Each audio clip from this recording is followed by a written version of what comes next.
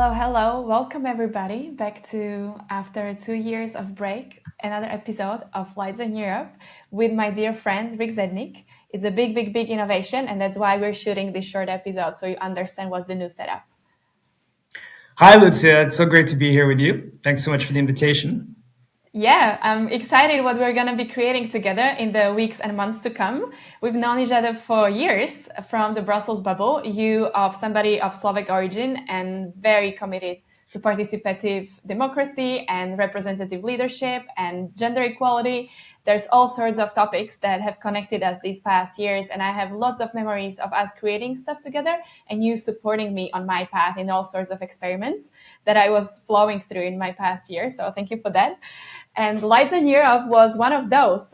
Several years ago, you were one of my first guests because you were such a role model for me and also sort of like a novel persona in the field of women empowerment. There's not many gentlemen on this scene Not enough. understanding the nitty gritty of the policy. So tell me, how was it for you, that experience of being on the podcast as somebody who was building opportunities for women in politics?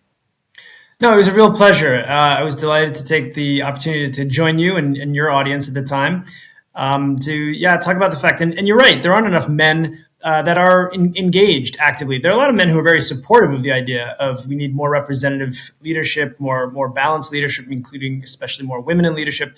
But there aren't enough men that are really they're too passive. I would say, they're supportive, but they're quietly supportive. And so now, fast forward several years later, there's plenty other things that are connecting us now. And so this restarted version of Lights in Europe will not only be about the human story behind the story of the Brussels bubble, not only about how do we create careers at the European level from that space of a new culture of leadership and women empowerment, but there's going to be a huge, huge link to politics, to Central Europe, to Slovakia, and how we're thinking about building a new culture of leadership as we are advancing towards European elections. Yeah, absolutely. It's a big year. It's a big year with elections across, European Parliament elections. There are a lot of national elections. And that means citizens have a chance to have their say. And what I was excited about in doing this with you is the opportunity to try to bring a little more clarity, right? So that people can see through some of the fog and some of the, there's a lot of noise out there. And I think people are looking for some clarity and some guidance. And I'm hoping we can provide that.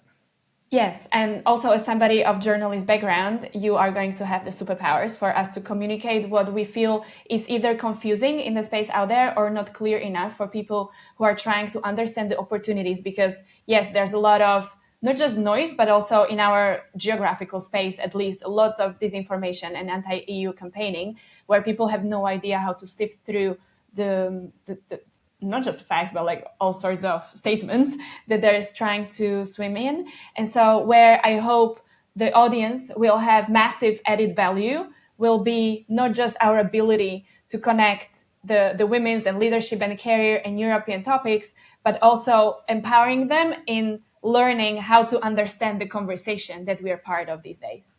Yeah, no, it's absolutely right that there's a lot of people who have agendas out there, and you've got to be a very sort of critical thinker when you're absorbing information, and to think about, okay, who am I hearing, and what is their agenda? What are they trying to do here? And what we want to do is to be people who are providing as objective facts as we can, so that listeners can get better informed and make their own decisions.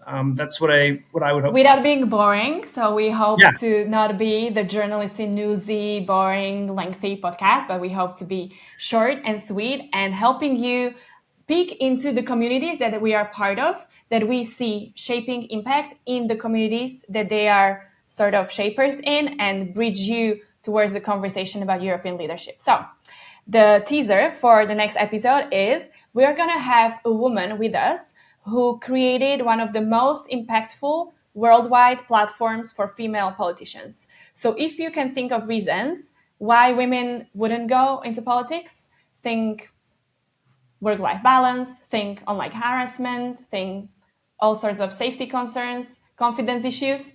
And so Rick and this woman have been my greatest role models in this sphere of empowering women to consider politics as one of their careers. So we're excited to bring you this guest in our next episode. I'm not going to say the name. And so the homework until then is click on the likes, share, subscribe, whichever platform you're listening to us so that you don't miss when it's out. Rick, what's your last word? Oh, I just can't wait for it. Let's get going with episode 1. Give us a teaser about this woman, something that you want them to live with, as I can't miss this. Gosh, I would honestly say I've described her to others as one of the best connected women in the world, to people, women especially, but not only, in high positions of political leadership globally. So if you want to know who we're talking about, tune in. Wow, I can't wait. See you next time. Thank you for listening. For follow-up, you can find us on all major podcast platforms and all social media platforms, including our Instagram, Lights on Europe. So feel free to go there now and leave us your review, likes, feedback, as well as tips on who would you like to hear interviewed next time. Bye!